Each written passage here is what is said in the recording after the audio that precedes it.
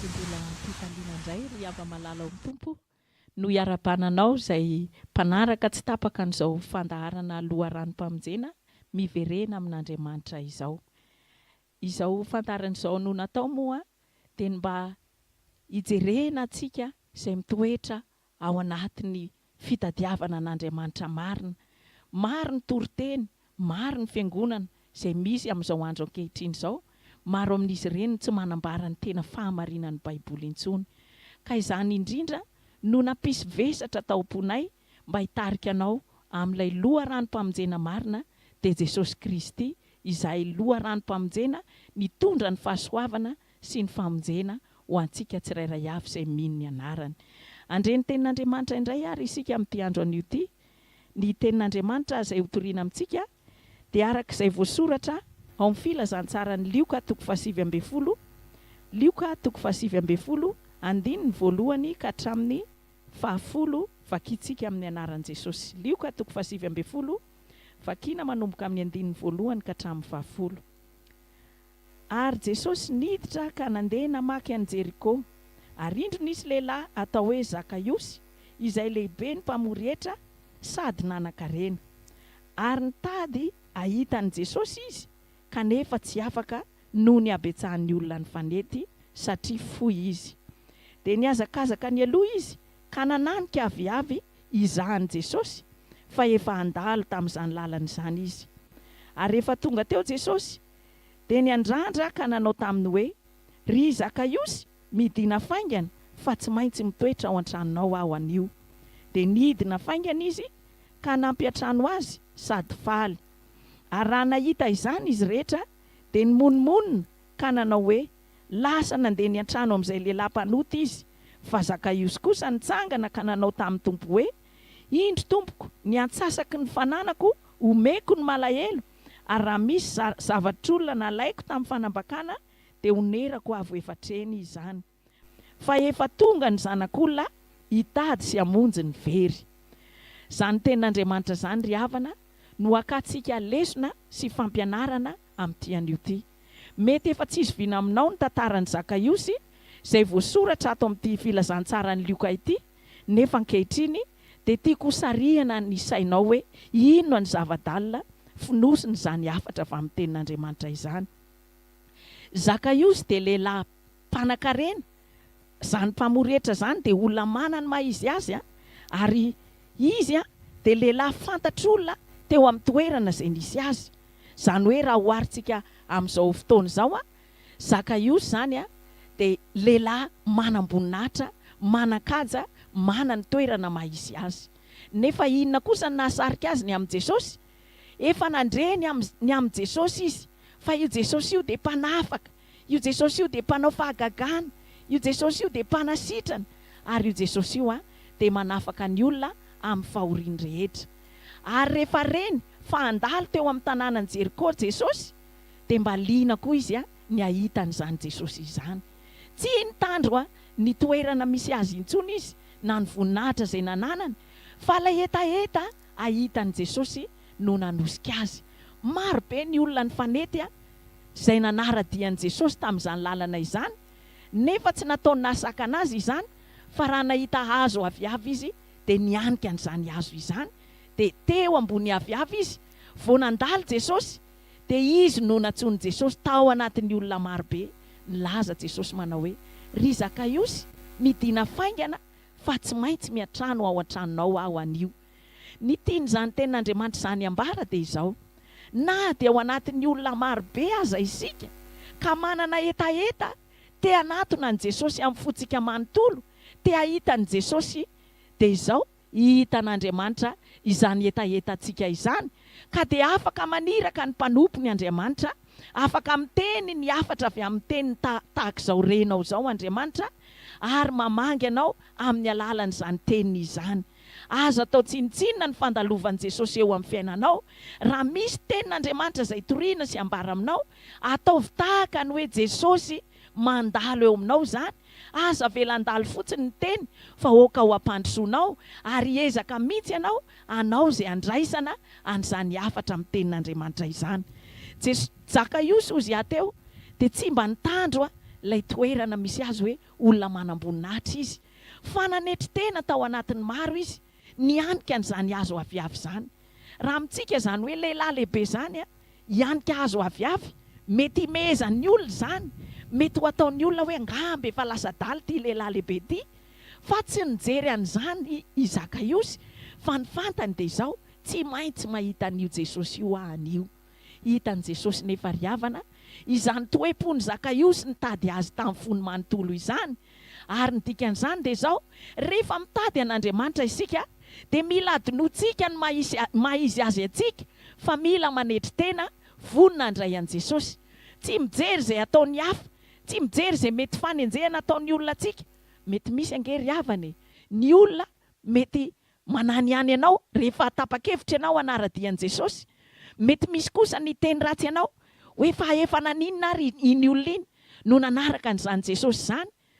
Rehefa mitady ny tompo amin'ny fo manontolo isika ry havana, aza mihevitra zavatra betsaka fa izao ataovy izay andraisanao an'i Jesosy, dia ho hitanao fa ho tonga eo aminao tokoa izy, tahaka ny nataon'i Jesosy tamin'ny Zakaiosy tamin'io fotoana io hoe midina faingana fa tsy maintsy miatrano ao an-tranonao an'io. Ny zavatra hita eto ry havana dia izao, maro ny olona izay nanaradian'i Jesosy, ny fanety ho ny tenin'Andriamanitra, nefa tsy nitenenan'i Jesosy ireo olona marobe ireo hoe ho ao an-tranonao aho, afa-tsy Zakaiosy irery ihany. Izany dia manambara amintsika saritsara ny zavatra hita amin'izao androntsika ankehitriny izao. Mety maro ny olona izay miditra am-piangonana, mifanety mihitsy hiditra amin'ireny fiangonana ireny. Mety maro koa ny olona milaza azy ho mpivavaka, mitondra baiboly, mitondra firana, mety mahafantatra hira fidirana maro, mety mahafantatra tenin'Andriamanitra maro, milaza ny tenany fa manaraka an'i Jesosy.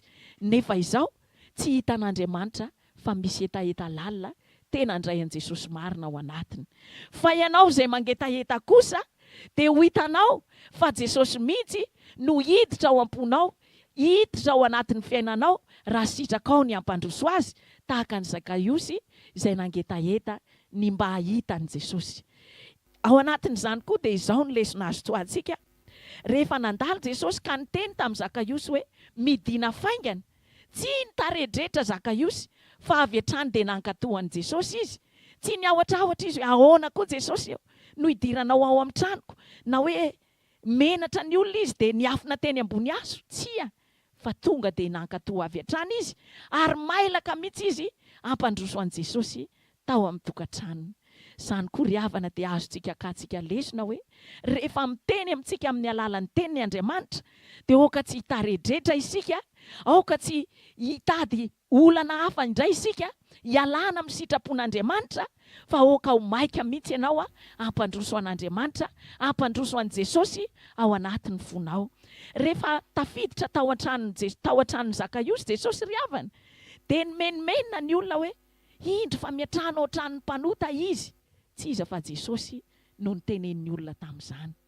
Ianao koa raha mandray ny tenin'Andriamanitra ianao, dia mety misy ny olona hiteny aminao hoe inona ny vakianao lohan'izany teny izany, inona no ahatonga anao ho resy lahatra ny amin'izany teny izany, moa tsy efa ampy ny zavatra izay anananao, moa tsy ampy hamonjenanao ny vola izay ho ampelantananao, ny arena izay anananao, ny olona manodidina anao. Mety hisy ny olona mandrabiraby antsika toy izany. Mety misy kosa aza rehefa tafalatsaka lalina ao am-pontsika ny fitiavana an'i Jesosy sy ny anao ny sitrapony, mety miova ny fiainantsika noho izany fandraisantsika an'i Jesosy izany. Dia mety ho latsain'ny olona isika hoe efa nivadika sekta koa iranona, efa nino foana n'izany karazam-pivavahana izay tsy izy rehetrarehetra izany ihanina. Tsy ary havana fa Zakaiosy teto, na dia niteny azy aza ny olona hoe niatrano ao-tranon'ny mpanota Jesosy, tahaka ny hoe nesoesony izy izany, fa izao tsy nijery an'izany Zakaiosy ry havana, fa ny fantany dia izao ampandroso an'i Jesosy aho, fa io ilay Jesosy loharanom-pamonjena, io ilay Jesosy loharanom-panafana, io ilay Jesosy tompo ny fiainana, io ilay Jesosy afaka mitarika ho any amin'ny fiainana mandrakizay.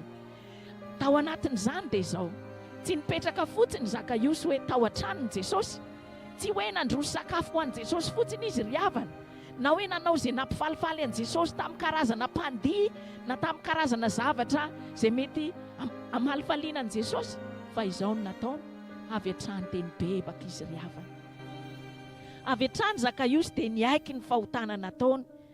Ny lesona raisintsika amin'izany dia izao: rehefa mandre ny tenin'Andriamanitra isika dia aoka ho toy ny fitaratra eo anatrehantsika izany tenin'Andriamanitra izany, ary aoka tsy hanamary-teny eo anatrehan'Andriamanitra isika, fa avy hatrany dia hiaiky ny fahotana izay mety mamatotra anao sy izay zavatra mbola mangejanao, ka ilainao ny fanampian'i Jesosy hanafaka anao amin'izany zavatra izany.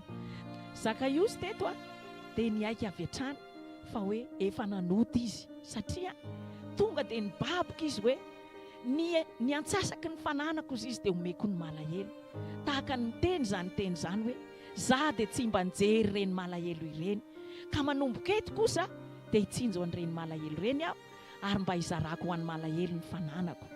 Tao aorian'izay dia mbola niteny Zakaiosy milaza manao hoe ny zavatra rehetra izay nalaiko tamin'ny fanambakana dia onerako avy ho efatreny. Dikan'izany dia tsapany Zakaiosy fa tsy mety ilay nangalatra naka zavatr'olona tamin'ny fanambakana, ary dia niaiky ny fahotany teo anatrehan'i Jesosy Zakaiosy ry havana. Ary zany tsy nipetraka fotsiny hoe niaiky izy, fa naveriny izay rehetra nangalariny, ary nanonotra ny fahadisoana nataony ihany koa izy, nanomboka teo amin'ny andraisany an'i Jesosy. Ny lesona izay raisintsika amin'izany ry havana dia fiovam-po marina noho ny fandraisana an'i Jesosy. Rehefa mandray an'i Jesosy amin'ny fonao manontolo ianao, dia izy fiovana ao anatinao, izay fiovana mahagaga tsy takatry ny sainao hoe inona ary nahatonga niova tahaka izao. Izany hoe raha mpangalatra ianao teo aloha dia lasa tsy mahay mangalatra intsony, raha tsy mahay mity ny hafa ianao teo aloha dia lasa mahay mity ny hafa indray. Izany no atao hoe fiovampo nateraky ny famonjena izay noraisina avy amin'i Jesosy. Rehefa niaiky ny fahotany Zakaiosy ry havana, teo neo ihany Jesosy dia naneho famindram-po, namela ny elony, ka niteny hoe anio no tonga amin'ity trano ity ny famonjena, fa zanaky Abrahama koa izy. Teo dia raisintsika ny lesona hoe raha vao miaiky ny fahotantsika fotsiny isika dia efa mamindra fo amintsika Andriamanitra. Ko ankehitriny ary mitonanao hibebaka ny tenin'Andriamanitra, miverena amin'Andriamanitra ianao, oviana ny fotoana izay efa nialanao tamin'ny tomponao, oviana ny fotoana izay nanadinonao ilay Andriamanitra nahary sy namorona anao. Mety efa nandeha tamin'ny fanao ratsy n'izao tontolo izao ianao, mety efa nafoy an'Andriamanitra teo amin'ny fiainanao ianao, nefa noho ny famindrampon'Andriamanitra dia mbola mitonanao hibebaka ny tenin'Andriamanitra tahaka ny nataony Zakaiosy teto. Aza manamafy fo intsony ianao raha mandrehana izao afatry ny tenin'Andriamanitra izao, miverena faingana ho amin'ilay mpahary dia Jehovah Andriamanitra izay nahary izao rehetra izao. Tamin'ny alalan'i Jesosy kosa no famonjena izay nataony dia ho antsika tsirairay avy izay mino ny anarany. Koa miverena ho amin'i Jesosy amin'ny fonao manontolo, ekeo eo anatrehany fahotana rehetra izay mety namatotra anao, nangejanao mandraka ankehitriny, fa efa voasoratra ao amin'ny tenin'Andriamanitra manao hoe ninitsy ny jery ny andro ny tsy fahalalàn'Andriamanitra, fa ankehitriny kosa izy dia mandidy ny olona rehetra mba hibebaka, mibeba, mialà amin'ny fahazaran-dratsinao, mialà mety famatorana mahazo anao, fa izao Jesosy dia mbola vonona andray anao mandrakariva, ka ny rano izy mba ho sorom-panavotana ho azy ho anao, mba hamonjena antsika ho afaka amin'ny fahotantsika rehetra, satria tsy misy famelan-keloka raha tsy misy raha latsaka hoe ny tenin'Andriamanitra.